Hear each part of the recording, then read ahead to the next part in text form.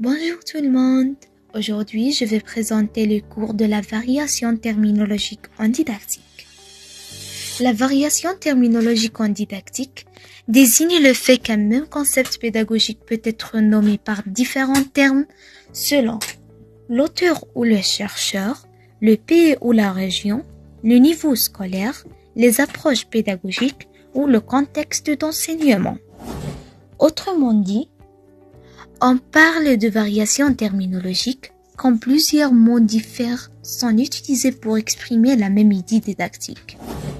Pourquoi cela arrive en didactique? Parce que la didactique est une science qui évolue et chaque courant pédagogique ou spécialiste peut créer un nouveau terme, modifier un terme déjà existant, utiliser un mot plus scientifique ou plus simple selon le public. On prend des exemples sur la variation terminologique en didactique. Le premier concept, erreur de l'élève. La variation de ce mot, erreur, faute, maladresse, confusion. Ces termes ne signifient pas exactement la même chose, mais ils se réfèrent tout à la performance incorrecte de l'élève. Deuxième concept, évaluation. La variation de ce mot, contrôle, test, examen, évaluation formative, évaluation sommative.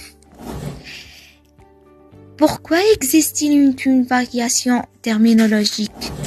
Il peut y avoir plusieurs raisons. 1. Différence de domaine. Dans différents domaines, on utilise des mots différents pour parler de la même chose.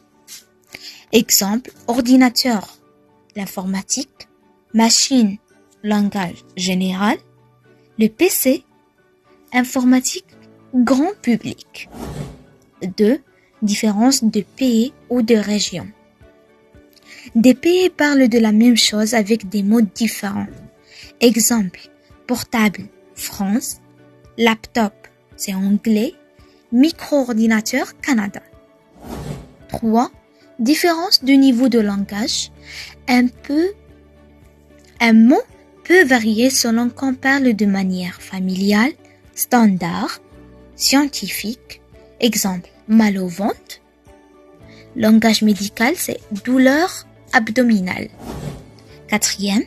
Évolution de la langue. Avec le temps, de nouveaux termes apparaissent ou remplacent des anciens. Pourquoi c'est important?